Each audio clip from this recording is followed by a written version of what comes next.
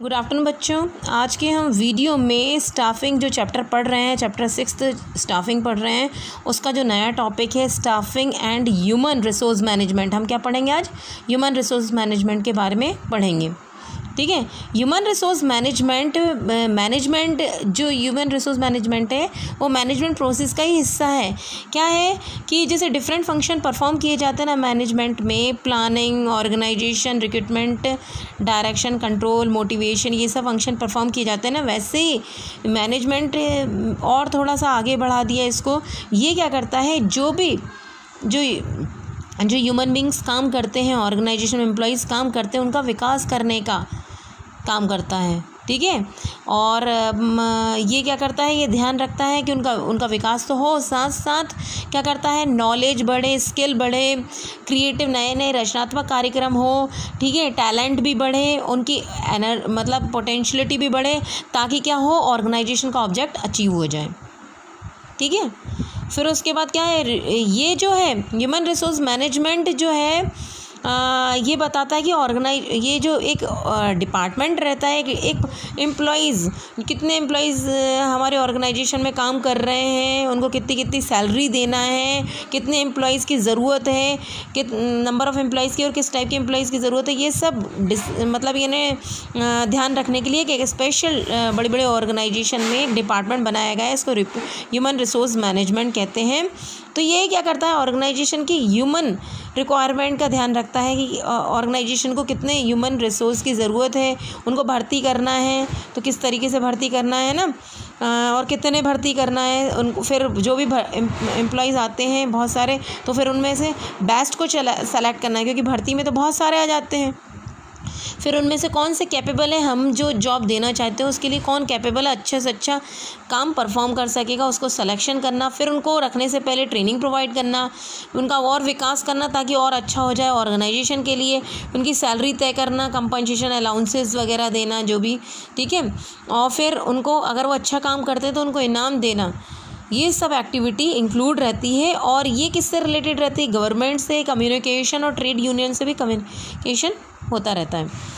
ज़्यादातर ये function perform किए जाते हैं स्मॉल ऑर्गेनाइजेशन में। ये जो ह्यूमन रिसोर्स मैनेजमेंट जो काम करती है ना, वो छोटे छोटे स्मॉल स्केल जो ऑर्गेनाइजेशन रहती है उसमें प्रत्येक मैनेजर द्वारा परफॉर्म की जाती है।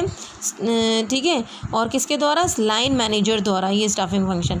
पर ये जो लार्ज स्केल ऑर्गेनाइजेशन है, बिग ऑर्गेनाइजेशन है, उसके लिए सेपरेट डिपार्टमेंट की ज़रूरत रहती है, जिसको हम कहते हैं ह्यूमन रिसोर्स मैनेजमेंट डिपार्टमेंट। ठीक है। अब आप देखिए कि ह्यूमन रिसोर्स मैनेजमेंट डिपार्टमेंट है प्रेजेंट समय में। ठीक है। ह्यूमन रिसोर्स मैनेजमेंट जो कॉन्सेप्ट है उसमें क्या क्या आता है, तो ह्यूमन रिसोर्स में सबसे पहले ह्यूमन रिसोर्स मैनेजमेंट में क्या आता है, पहले तो ह्यूमन रिसोर्स मतलब कितने एम्प्लॉयज़ की ज़रूरत है ऑर्गेनाइजेशन में, उसकी प्लानिंग की जाती है कि कितनी तादाद में ज़रूरत है और कौन से प्रकार के। क्योंकि हमारी ऑर्गेनाइजेशन में जो प्रोडक्शन वर्क करते हैं एम्प्लॉयज़, मजदूर जो काम कर रहे हैं, मजदूरी कर रहे हैं, गुड्स बना रहे हैं, वो कम शिक्षित और जो मिडिल लेवल में थोड़ा पढ़े लिखे लोगों की ज़रूरत रहती है, टॉप लेवल में तो और भी इंटेलिजेंट व्यक्ति की ज़रूरत रहती। तो कितनी तादाद में चाहिए और किस टाइप के एम्प्लॉयज़ की ज़रूरत है जॉब पोजीशन को फिल करने के लिए ऑर्गेनाइजेशन में। सेकंड पॉइंट है एम्प्लॉइंग पीपल, यानी रखना, जो भी एम्प्लॉयज़ को रखना, तो उसके लिए सबसे पहले भर्ती की जाती है, सबको बुलाया जाता है, भर्ती की जाती है। फिर भर्ती करने के बाद जो सबसे अच्छे से अच्छे कैंडिडेट को, जो हमारे ऑर्गेनाइजेशन के लिए ज़रूरी है जॉब पोजीशन को फिल करने के लिए, तो अच्छे से अच्छे कैंडिडेट की छटाई की जाती है, जिसको क्या बोलते हैं, सिलेक्शन। और फिर उन्हें रखा जाता है एम्प्लॉयज़ को।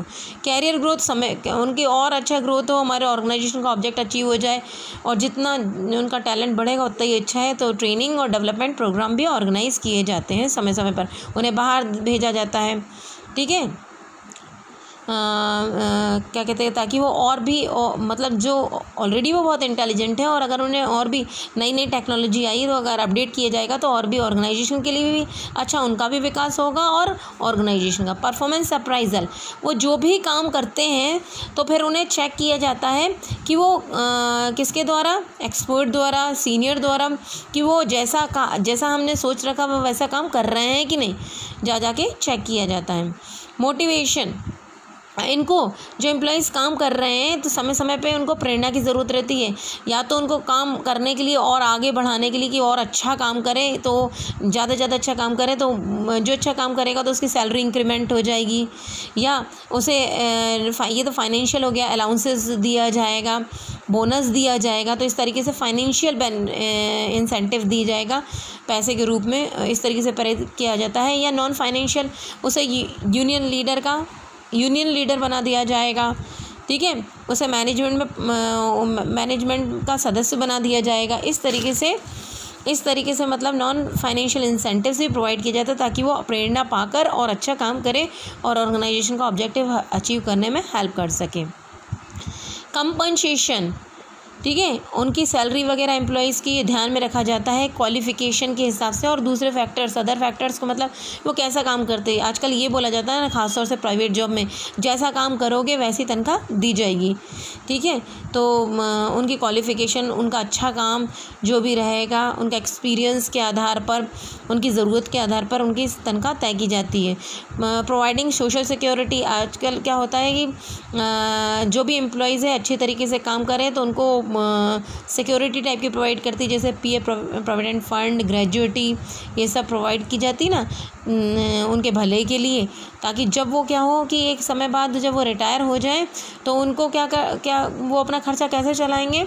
तो उसके लिए क्या होता है कि कुछ पैसा ऑर्गेनाइजेशन अपने पास से देती है कुछ परसेंट, और कुछ परसेंट उनका जो भी सैलरी वगैरह रहती है उसमें से काटती है, और फिर उसके बाद जब भी वो रिटायर हो जाता है तो उसको दे देती है। Review and audit of a personal policy and procedure, फिर उसके बाद चेक करना उनका काम वगैरह, वो कैसा काम कर रहे हैं एम्प्लॉयज़ वगैरह, उनकी पॉलिसी प्रोसीजर जो भी यूज़ कर रहे हैं वो सही है या नहीं ऑर्गेनाइजेशन के लिए। Thank you.